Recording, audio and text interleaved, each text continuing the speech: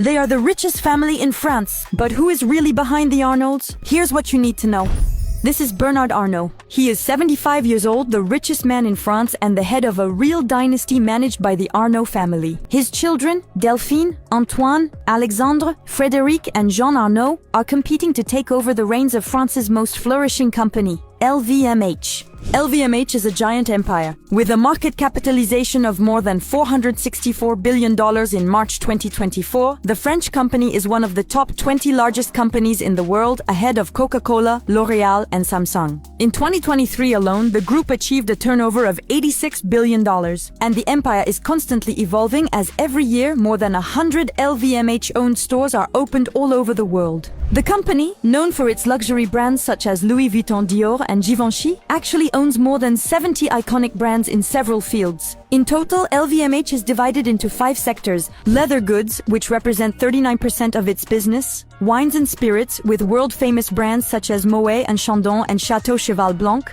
perfumes, then watches and jewelry with 9%, and finally, LVMH has invested in major French department stores, but also the Les Echos French press group and even in Paris's gardens. But to understand the success of LVMH, you first need to understand who the entrepreneur Bernard Arnault is. Fresh out of military school, he began working as an engineer in the family business, Ferret Savinel, an SME in the public works sector. At the age of 26, he took over the reins of the company and convinced his father to switch from construction to real estate. The company changed its name to Ferinel and became one of the leading providers of tourist apartments in France. In 1981, post-François Mitterrand's election, Bernard Arnault fled to the US to dodge higher taxes. There, he met a certain Donald Trump, then a real estate mogul, and founded Ferinel Inc. in New York. He also discovered just how popular the big French brands are across the Atlantic, and it was by asking a taxi driver a question that the penny dropped. Est-ce que vous connaissez le président Pompidou? Il dit non, je connais pas le président français, mais je connais Christian Dior. And very soon he rises. Bernard Arnault became a shark in the business world. In 1984, he returned to France and convinced the state to sell him the Boussac textile company in exchange for a promise to save 12,000 jobs. Yet the businessman broke his word, sacked 9,000 staff and sold the firm's assets. He then built up a healthy cash flow and kept the company's most prestigious brands, including Dior and Le Bon Marché. But it was in 1987 that he popped off. Bernard Arnault became the majority shareholder of the LVMH group, ousting the Louis Vuitton heirs who, at the time, were unable to agree on the future of the company.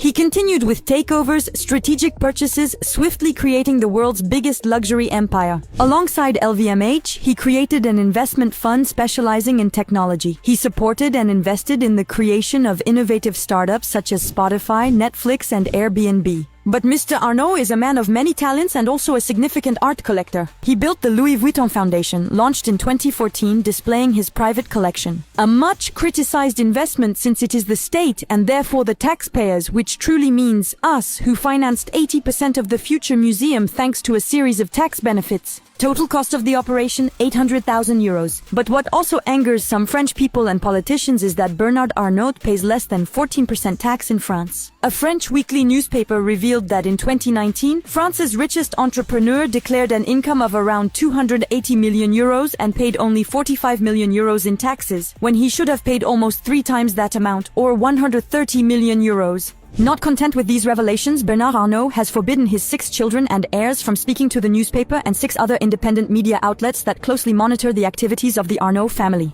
At the age of 75, the wealthiest man in France starts planning his succession to ensure control over his empire even after his death. The family holding company has been structured so that his 5 children will hold equal shares of his fortune for at least 30 years. In the meantime, his children all work in the group and are being trained to take over. Delphine Arnault, 47, is Louis Vuitton's deputy director. Antoine Arnault, aged 45, manages LVMH's public relations. Alexandre, 30, is executive vice president of Tiffany. Frédéric, 27, is CEO of Tag Heuer, and Jean, the youngest at 24, is marketing director for watch development at Louis Vuitton. One thing is certain, even after his death, Bernard Arnault will continue to be the undisputed boss of LVMH.